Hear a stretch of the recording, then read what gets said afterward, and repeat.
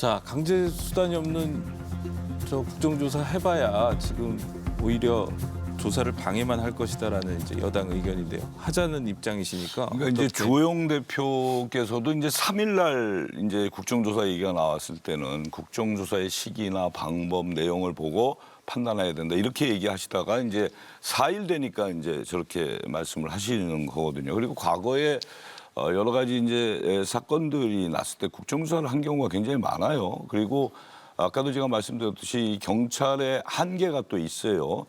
그래서 국정조사를 당리당략을 떠나서 정말 이 국민들은 이 진상을 규명하는 것이 가장 큰 추모다. 그리고 유가족들이 제가 만나보면 그런 얘기를 해요. 왜 내 아들이 죽었는지 이유는 알아야 될 거 아니냐. 이제 이런 건데 그래서 국정조사를 하고 나중에는 필요하다면 이 강제성 얘기가 나왔는데 필요하다면 특검까지도 가야 되는 이러한 이게 사건이다. 저는 그렇게 보고 있는 거죠. 네. 네.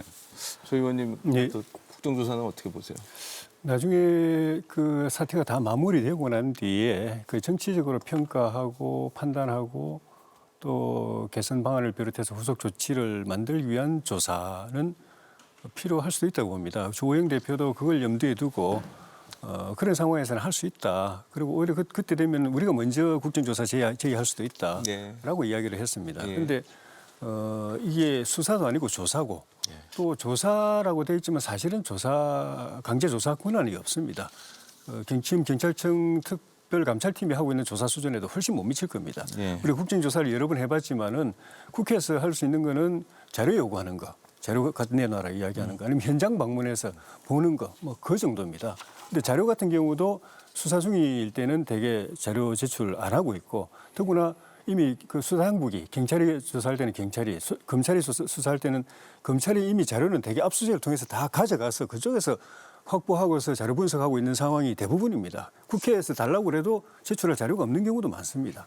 그리고 국회에서는 뭐 당사자들 소환할 권한도 없고 뭐 신문할 권한도 없고 자료를 강제로 우리가 가져올 권한도 없기 때문에 그래서 국정조사를 통해서 수사보다도 조금이라도 수사의 한 반이라도 따라갈 수 있는 그런 진상규명은 된 적도 없습니다.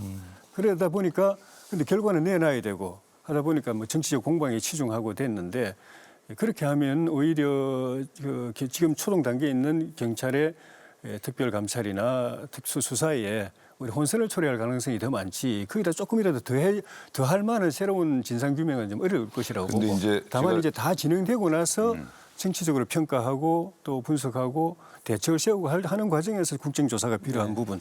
그러니까 단순 요 사건 자체의 조사는 수사기관, 조사기관이 훨씬 더 10배는 더 뛰어나고 근데 전반적인 것, 뭐 정치적 책임, 행정적 책임 또는 사업적 책임까지 포함해서 시스템의 문제 이 전체를 다 아울러서 한번 조망을 하고 대책을 세우는 거는 그 과정에서 국정조사는 좀 해볼 수 있다고 봅니다. 제가 보기에요. 이 이태원 참사는 다른 사건하고 조금 달라요. 그게 뭐냐면 그 현장의 계획을 미리 세웠느냐, 현장 대응은 제대로 했는가, 그 당시 상황 속에서 무전의 내용과 녹취록 이런 것도 경찰의 대응 능력 이런 것만 몇 가지만 보면은 제가 보기에 금방 윤곽이 드러날 수 있는 진실 규명을 할 수 있는 그런 사건이라고 좀 봅니다. 그래서 이거는 이 자료 문제 이런 것들도 이제 우리 상임위 차원에서 자료 요구는 잘 안 되고 있어요 지금. 그러나 이 국정조사를 했을 경우에 이 CCTV라든가 무전 녹취록이라든가 또 이 증언을 쓸 수 있는 증인들을 모셔다가 이렇게 증언을 받을 수 있는 이런 것만 몇 가지만 해도 제가 보기에 이태원 참사의 윤곽은 금방 드러날 겁니다. 그래서 객관적이고 공정하게 하려면 이 국정조사라는 게 저는 반드시 좀 필요한 시점이 아닌가 이렇게 보고 있습니다.